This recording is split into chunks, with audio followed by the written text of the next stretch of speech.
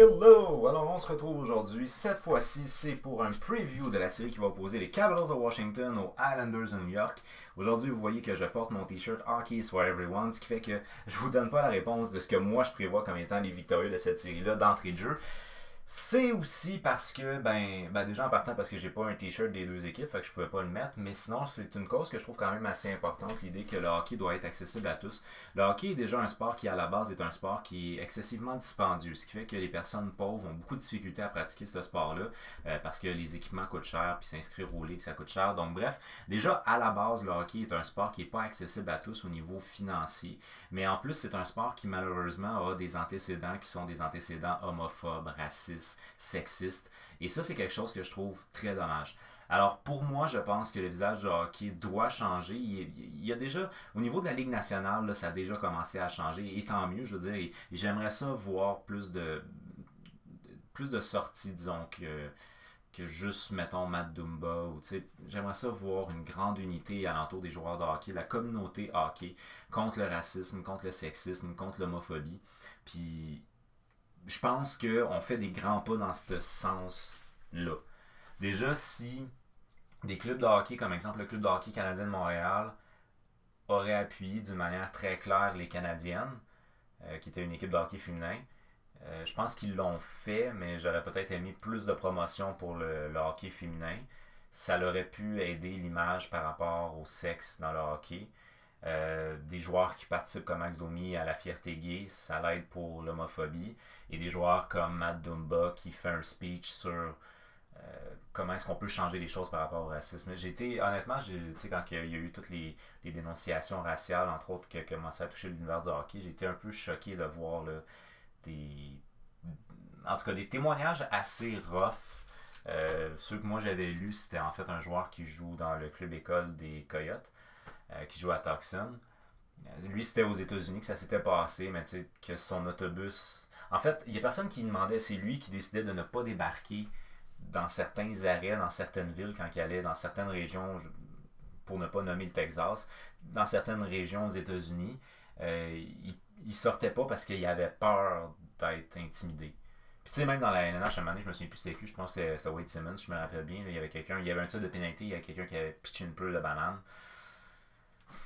Alors bref, hockey is for everyone, let's go, on y va. Donc, ici on a deux clubs qui s'affrontent, qui sont deux clubs qui ne sont pas du tout le même genre d'identité. Les Capitals de Washington et les Islanders de New York. Les Capitals de Washington, c'est un club qui a beaucoup de talent offensif, qui joue lourd sur patin, qui ont un gardien de but qui est reconnu. Brandon Obi, je pense que c'est assez reconnu comme gardien de but. De l'autre côté, on a les Islanders de New York. Les Islanders de New York ont un style de jeu. Ils jouent selon Barry Trotz, donc ils jouent en équipe. Ils ne jouent pas individuellement. Ce qui fait que tu vois pas, par exemple, Matthew Barzal, malgré que je te dis ça, puis je vois pas Ovechkin non plus, mais Matthew Barzal n'est pas là. Mais donc c'est ça, on fait pas nécessairement la promotion des joueurs individuels du côté des Islanders. Et on joue un style de jeu qui est, moi je trouve un peu plate, qui est très refermé. Mais je pense que de jouer contre une équipe aussi dynamique que les Capitals de Washington, ça va peut-être ouvrir un peu plus le jeu et ça va peut-être être un petit peu plus distrayant comme genre de confrontation que ce qu'on a connu entre les Islanders et les Panthers de la Floride. Alors les Capitals de Washington ont joué un tournoi à la ronde qui était correct sans plus, vraiment rien d'exceptionnel de ce côté-là. Même je dirais pour les Capitals plutôt décevant. En 3 matchs, ils ont une victoire, 2 défaites, 5 buts marqués, 7 buts encaissés. Donc ils n'ont pas encaissé beaucoup de buts, mais ils en ont vraiment pas marqué beaucoup. Puis moi, là où je vois une certaine explication, là, entre vous et moi, c'est que du côté des Capitals de Washington, on a des gars qui aiment bien faire la fête. Peut-être qu'ils avaient déjà commencé leurs vacances. Quand je pense à un gars comme Evgeny Kuznetsov ou Alexander Ovechkin, je me dis peut-être. En tout cas, on lance ça comme ça. Peut-être est-ce que les Capitals n'étaient pas prêts à revenir au jeu. Offensivement, c'est une équipe qui est très forte. C'est une équipe physiquement qui est forte aussi. Là, je ne sais pas si l'Arcelor va être de retour. L'Arcelor était parti de la bulle. Probablement qu'il ne sera pas de retour pour le début de la série, j'imagine. Parce que sa femme accouchait de son deuxième enfant, je pense. Quelque chose comme ça. Donc lui, il était retourné à Washington. Puis c'est quand même un joueur de playoff important à l'Arcelor. Bref. Du côté des Islanders de New York, on a connu une bonne phase qualificative, mais on s'entend que les Panthers, c'était pas ça. C'était une équipe qui était désorganisée, une équipe qui n'était pas nécessairement dans un bon stratégie. En tout cas, ils ne jouaient pas ensemble, ils ne jouaient pas en unité de 5.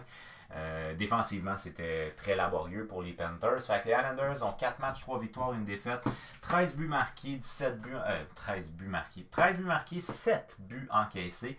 25% en avantage numérique contre 10%. On ne s'attendrait pas à ça. Mais tout comme, tu dis Washington, tu t'attends à un meilleur avantage numérique que les Islanders. Pourtant, les Islanders 25%, les Capitals 10%. Mais du côté du désavantage, c'est tout le contraire. Du côté du désavantage, 100% pour les Capitals, 71,4% pour les Islanders. Je m'attendais à beaucoup plus que ça de la part des Islanders. Mais ça peut se replacer.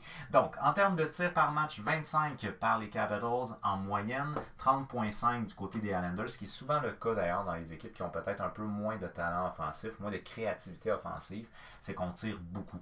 En termes de tirs encaissés, 26,7 du côté des Capitals, 25,8. Fait que les Capitals, ils tirent à peu près autant qu'ils accordent. Les Islanders ont accordé moins de tirs qu'ils en ont fait. Et c'est très bon parce qu'ils jouent contre une équipe qui offensivement provoque des choses des Panthers de la Floride. Le meilleur pointeur des Capitals de Washington dans le tournoi à la ronde est nul autre que Radko Guda. Alors, Guda en 3 matchs, 2 passes, 2 points. Pour le reste, toute l'équipe a 1 point. Fait que là, je vous ai placé ça en termes de, des gars qui avaient compté un but étaient privilégiés à ceux qui avaient juste un assist. Travis Boyd, que j'ai mis deuxième ici en 2 matchs, il a 1 but et 1 point. La raison pour laquelle j'ai mis Travis Boyd, c'est parce qu'il avait joué moins de matchs puis il avait 1 point. C'est que son ratio point par match était plus élevé que les autres. Mais comme je vous dis, il y en a un paquet qui sont à 1 point. Je me souviens pas pour Ovechkin par contre.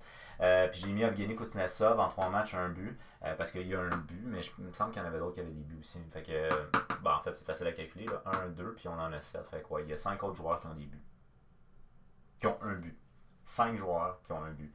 Fait que j'ai mis Kuznetsov parce que c'est un nom qu'on connaît, mais bon, bref. Donc, vous voyez que ça n'a pas été très dominant pour les Capitals de Washington pendant le tournoi à la ronde. Du côté des Islanders de New York, Anthony Beauvillier en 4 matchs, il a 3 buts, 2 passes, 5 points, ce qui est très bon pour Anthony Beauvillier. Franchement, félicitations. Ryan Pollock, en 4 matchs, il a 1 but, 3 passes, 4 points. C'est un défenseur qui peut provoquer des choses offensivement.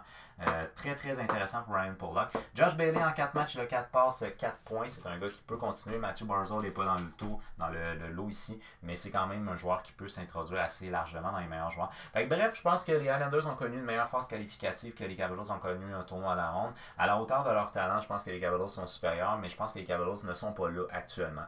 Tout simplement, je pense pas qu'ils sont prêts pour ça. Du côté de Brandon Oldby, on n'a pas grand chose à y reprocher. En 3 matchs, 1,98, 925, c'est quand même pas mauvais. Mais comme je vous dis, pratiquement tous les gardiens de but ont des gros taux d'efficacité depuis le retour au jeu. Fait c'est bien de Varlamov, lui, du côté des Islanders, en 4 matchs, il a 1,77, 932. Donc il est légèrement supérieur, mais je pense pas qu'on doit blâmer Brandon Oldby. Je pense qu'il faut surtout qu'on blâme l'attaque qui est anémique. Et ça, c'est pas normal du tout du côté des Capitals de Washington.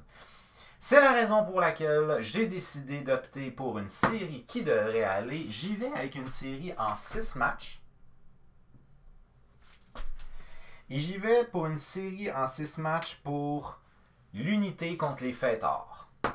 Islanders de New York en 6 matchs, qu'est-ce que vous en pensez? Qui d'après vous devrait remporter cette série-là? Est-ce que c'est les Capitals? Est-ce que c'est les Islanders? Faites-le moi savoir au travers des commentaires juste en dessous. On n'oublie pas, si on aime la vidéo, on y fait un j'aime, on peut la partager pour qu'on jase de hockey avec un maximum de gens possible.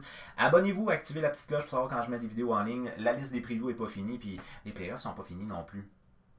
Alright, merci beaucoup d'avoir regardé ma vidéo, et on se redit à la prochaine fois. Bye bye!